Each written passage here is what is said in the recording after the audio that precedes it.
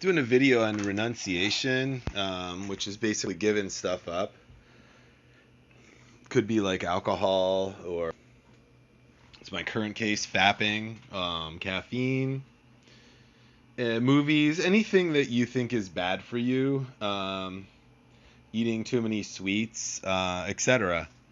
Just anything you think is bad for you, you can renounce it.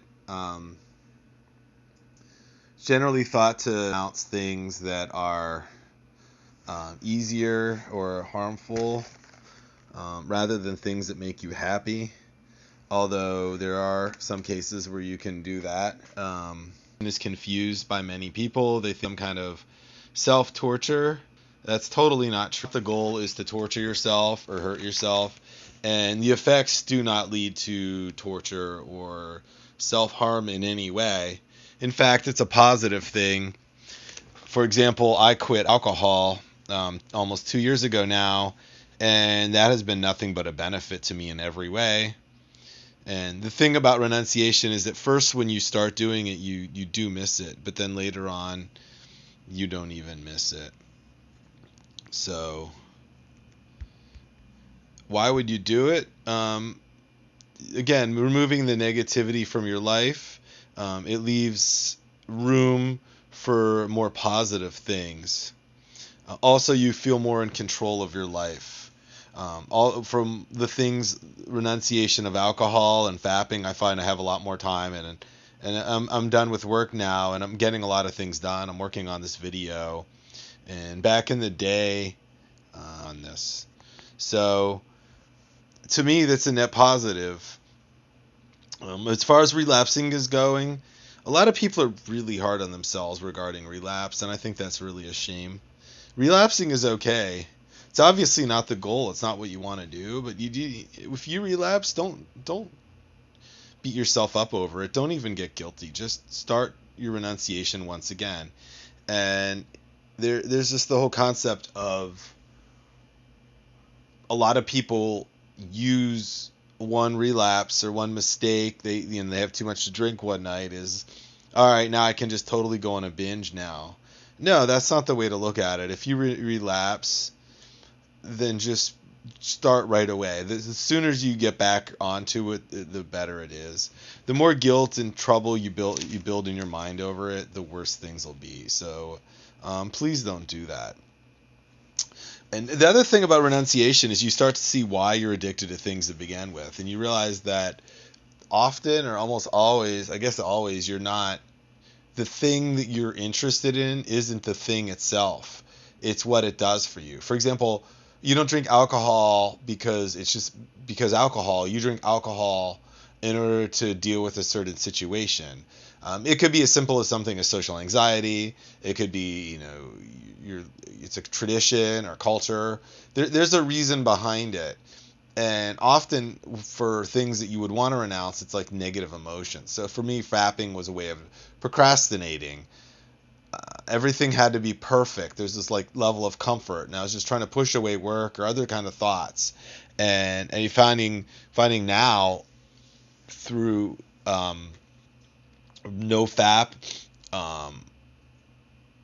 I don't have an excuse to do things anymore. In fact, I'm finding if I'm uncomfortable in other small ways, I can actually continue working. Where in the past I'd have to make myself more comfortable. So like for example, if I'm hungry, I can just work through it for longer periods of time than I did in the past.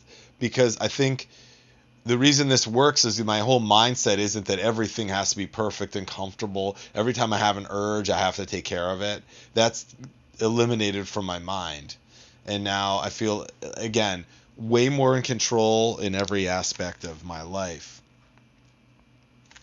So usually these addictions are emotional needs.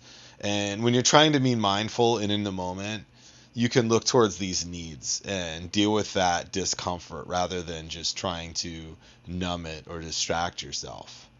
And at the end of the day, anything that you're addicted to takes you away from the present moment. So that creates problems. Also, I'd like to deal with some myths, many of them that I had. I don't know how many other people believe this stuff. For one is for nofap, at least, I thought I'd be more irritable. I'm not. I thought being sexually frustrated or whatever, and I'm actually less irritable. I found that when I spend a year meditating every day, but also I spent a lot of time in masturbation and watching a lot of porn, I was extremely irritable. And in fact, I became super sensitive. And again, I think it's the whole idea towards like every urge has to be satisfied immediately. You kind of get obsessed with comfort. I also thought I'd be really horny around women, and it'd create a lot of problems for me, especially at work. And with my female friends, I have a couple female friends, and I didn't want to create any weird vibe around them. And I haven't asked them, but as far as from my point of view, I don't feel super horny around them. I don't feel this weird vibe. In fact, once again, it's actually kind of a more positive vibe. That when you spend your time in reality and not in fantasy, I just think you become a better person to spend time with. Also, I do need to moderate, however, when I look at things, especially when people put pictures online. I've unfollowed some accounts on Twitter. I need to look away when I see certain parts of women. I don't gawk at women or stare at them at all. In fact, I try to avoid that. I just look at their faces, make eye contact when I'm having a conversation. Otherwise, I'll just moderately, just gently look away, not stare. That is necessary. I did have one relapse when I was reading a comic book, actually, so I'm trying to be really careful with what I consume. I'm only on day 9, so these things take time, and I'm sure it'll be easier as time goes on. So, but I am happier overall, and I actually do have better concentration. And just every day, when I add another day to my renunciation calendar, I feel extremely happy. And it's just that gaining that power in and of itself, I think, can be kind of like a positive addiction. So that's a little bit about renunciation.